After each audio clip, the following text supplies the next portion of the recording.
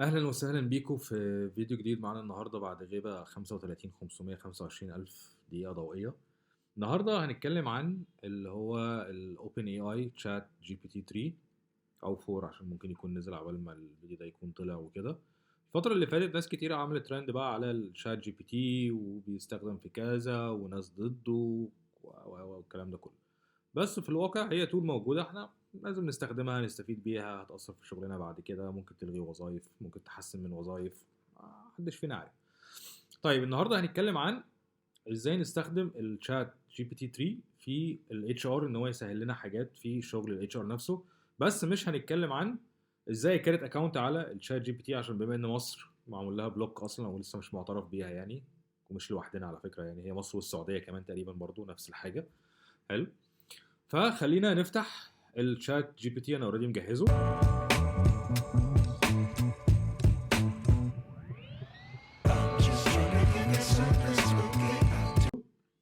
اوكي، ونجهز لستة اسئله. نبدا باول حاجه. انت كراجل في الاتش ار مطلوب منك تكتب مثلا جوب ديسكريبشن، فالطبيعي اللي بيحصل، مش كل الناس تعمله بس في الغالب هو ده اللي بيحصل فعلا، ان الناس بتروح على جوجل تكتب مثلا لو خدنا وظيفة سيلز سبيشالست جوبز ان ايجيبت، يخش على وظف يشوف ايه الوظائف اللي نازله بنفس التايتل وياخد الجوب ديسكريبشن والجوب بوست كوبي بيست كده اهو كده اهو كده اهو، ويغير الايميل وخلاص على كده. خلينا نساله سؤال بسيط جدا. حلو. احنا هنتكلم عن البي تو بي سيلز او البيزنس تو بيزنس سيلز في اتش ار ساس او اتش ار سوفت وير از سيرفيس كومباني. ايه المين ديوتيز وريسبونسبيلتيز بتاعته؟ فخلينا نشوف هو هيرد علينا يقول لنا ايه. ممكن يتاخر شويه علشان في ضغط عنده. زي ما انتم شايفين بيكتب الحاجات جينيريك، ما هياش تailored، ما هياش كاستمايز للاندستري بتاعتك. هو بيديك الجنرال فريم ورك او الحاجات اللي هي بصفه عامه تمشي على الوظيفه نفسها، فبيكتبها لك. انت مش هتاخدها زي ما هي كوبي بيست وتاخدها وترزعها في الابلكيشن عندك او في الاي تي اس لو انت بتستخدم واحد، او على السوشيال ميديا. على الاقل راجعها. بس هو كده وفر عليك شويه وقت بان انت تقعد تفكر فيها او تسال او تاخد حاجه ستاندرد لو انت ما عندكش حاجه بيلت ان. ايه تاني ممكن نستخدمه لو عايزين نعمل الجريدنج ستراكشر؟ في نفس المثال بتاعنا هي ساس كومباني او اتش ار ساس. الجريدنج ستراكشر طبعا كلنا عارفين ان هو ده بيبقى هايلي كاستمايزد ولازم يتعمل عليه ستادي الاول واناليسز والكلام ده كله. طيب بس لو انت رحت ستارت اب او شركه فاميلي بزنس مثلا، زي اللي احنا بنقابلها في السوق، اللي كل اصحاب الفاميلي بزنس عايزين يغيروها يحولوها بزنس في الاخر ما بيعملوش اي حاجه يعني، وبيكرهونا في عيشتنا.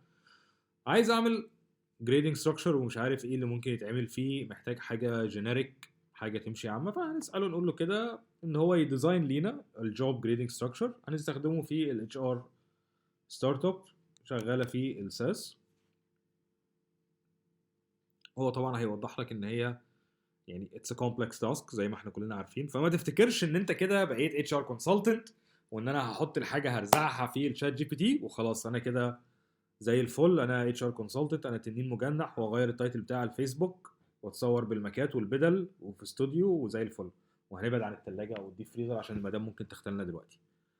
فهتلاقيه بيرص لك بقى شويه حاجات اللي هو انتري ليفل، جونيور بوزيشن، وبيديك بريف ديسكريبشن عنه لكل بوزيشن. هل هيوصل للجريد كام؟ خلينا نشوف كده. ادي جريد 1، جريد 2، جريد 3. هو بيلغي كتير. جريد 4 اللي هو الاكزيكتيف دايركتور والتوب مانجمنت، وبيدي لك شرح لكل واحد. وبيقول لك في الاخر خلي بالك يا استاذ العزيز انه الجوب جريدنج ستراكشر هتبقى في السبيسيفيك رولز والريسبونسبيلتيز هتختلف حسب الاورجنايزيشن والنيدز بتاعتها والحاجات دي كلها. طيب ايه تاني ممكن نستخدمه؟ انا عايز اعمل كارير بات لحد سيلز في الاتش ار ساس. هو ماشي، كلنا عارفين ان هو يبقى سينيور او سوري هيبقى جونيور، ولا هيبتدي كوردينيتور وبعد كده جونيور وبعد كده سينيور وبعد كده ميد ليفل وهكذا. فلو قلنا له ديزاين كارير بات للجونيور سيلز في الاتش ار، بس بلاش خلينا نغير الجونيور سيلز نخليها جونيور ريكروتمنت سبيشالست في الاتش ار بما ان بتوع الاتش ار تعبنا في كل مكان في الدنيا. هو طبعا بيقول لك ان هي حاجه كومبلكس، لازم يبقى ليها جولز واكسبكتيشنز، وما هياش الموضوع ان انا هرزع لك شويه كلام وخلاص. فبيقول لك جريد 1 ده بيبقى الجونيور، وبيدي لك زي بريف عن الجوب سكوب نفسه، او هو هيعمل ايه او ايه اللي المفروض ان هو بيعمله. وبعد كده كوردينيتور، ملناش دعوه طبعا بالحته دي عشان احنا في مصر عندنا بيبتدي كوردينيتور وبعد كده سبيشالست، هم بره ممكن يبتدوا سبيشالست وكوردينيتور. اهو بدأ بعد كده سبيشالست جريد 3، جونيور ريكروتمنت سبيشالست، ريكروتمنت كوردينيتور، بعد كده ريكروتمنت سبيشالست، وبعد كده سينيور ريكروتمنت سبيشالست. وايه تاني؟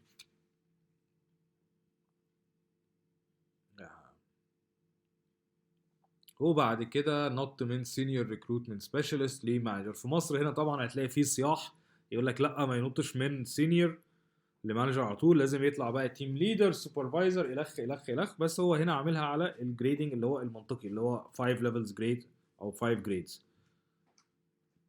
نقول له كده شكرا ليك. ايه تاني ممكن نعمله؟ طيب دي بقى مشكله بنقع فيها كلنا.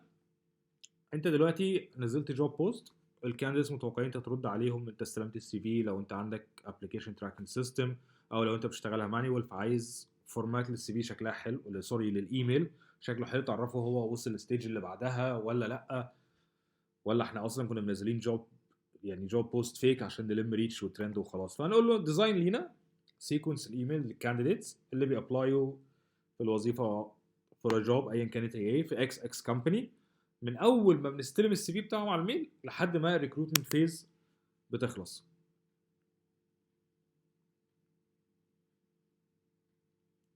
ده اكزامبل سيكونس. ثواني اللابتوب هيفصل بس فنوصل الشاحن. بيخش بقى معاك بيكتب لك ايميل 1 اللي هو تبعته على طول بعد ما تستلم السي في، اللي هو الكلام المنمق اللي كان بيستخدمه محدش بيفهم منه اي حاجه. ايميل 2 بعد الانيشال انترفيو، وهكذا بيفضل مكمل معاك. طيب ايه تاني ممكن نعمله؟ نيجي بقى على الحته بتاعه الكي بي ايز. انا مش عارف مثلا ايه الكي بي ايز اللي ممكن تتحط ليه حد شغال في الديجيتال ماركتنج، فخلينا نقول له كده ايه الكي بي ايز اللي ممكن اعمل لها امبلمنت بدل ريكروتمنت سبيشالست. هنخليها ديجيتال ماركتنج سبيشالست، وازاي اقيسهم والبنش مارك بتاعهم. خلينا نشوف هو هيرد علينا يقول لنا ايه. هو تقريبا كده تي داتا فصلت النت عنه، او ما جددش الباقه او خلص الباقه اللي عنده. نقفل كل الكومبوزيشنز ونبتدي واحده جديده. implementation for digital marketing specialist. only one message other responses wait a minute or two. ماشي يا حاج. في ايرور. طيب ناخد السؤال بتاعنا كوبي، نعمل ريفرش للبيج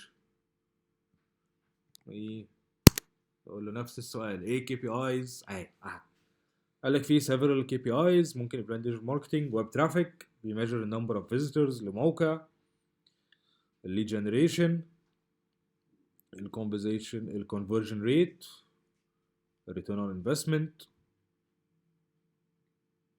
والانجيجمنت. اوعى سريع.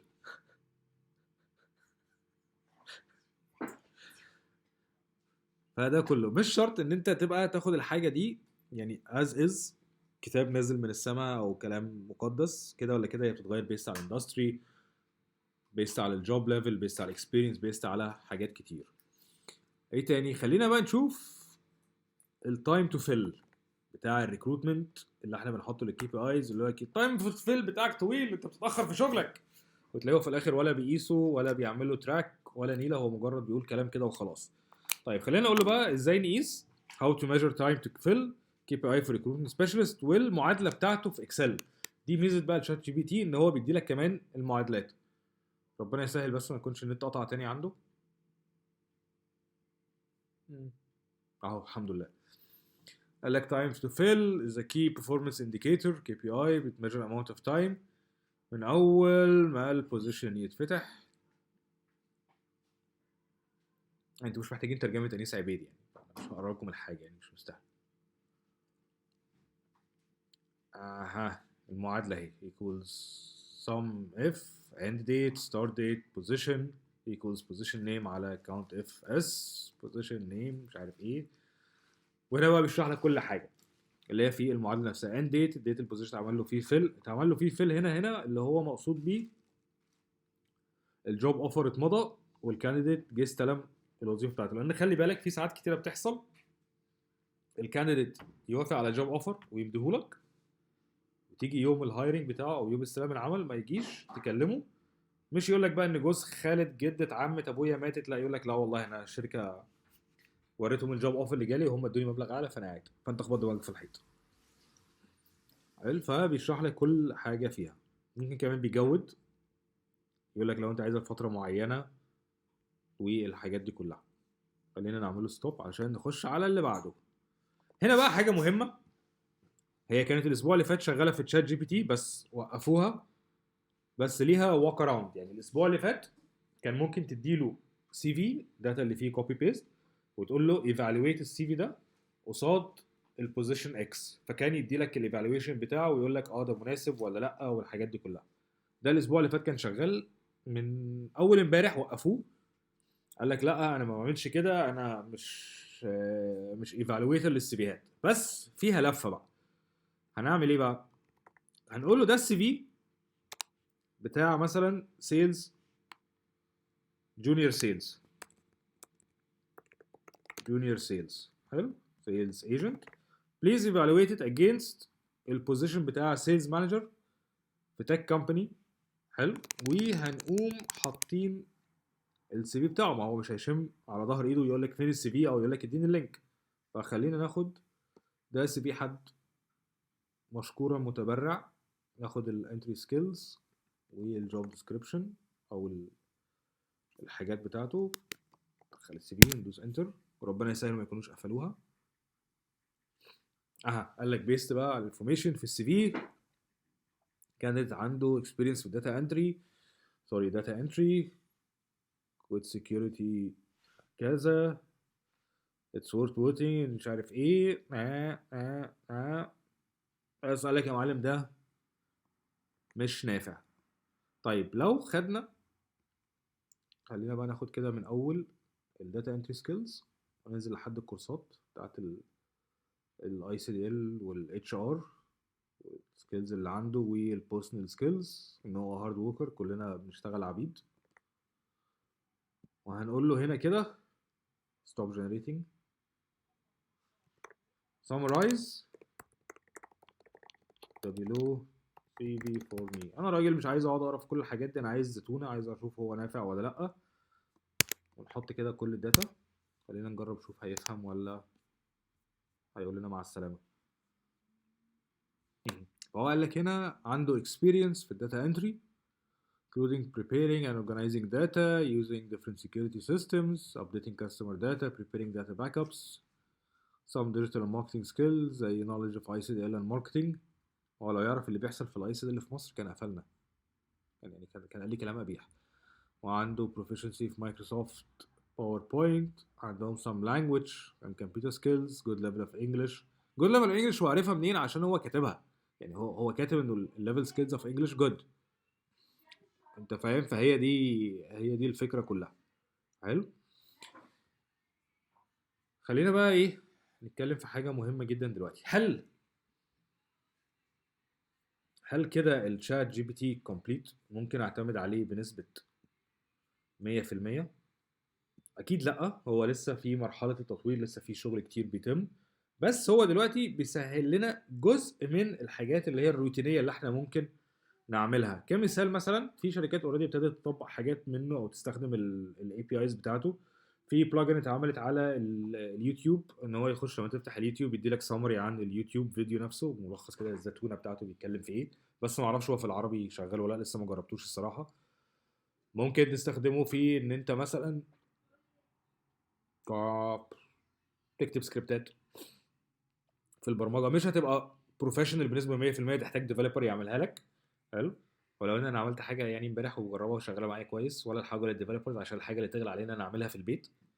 اوكي، فخلينا نشوف الدنيا هتمشي معاه ماشيه ازاي، هنوصل لايه الحاجات دي كلها. بس هو مش هيريبليس الاتش ار في الاول وفي الاخر. الاتش ار هي وظيفه بتحتاج ان انت تحتك بيه، البني ادم محتاجه معتمد على سكيلز كتير. هو ممكن يلغي حاجات من الاتش ار كان بيعملها، اللي هي الاكسكيوشن شويه، زي ان هو يعمل جوب بوستنج في كذا بلاتفورم، زي ان هو ايفالويت السي في او يديله سكورنج، زي ان هو يجنريت جوب ديسكريبشن، حاجات تانية كتير يعني اللي كانت تعتبر روتينيه بالنسبه لنا.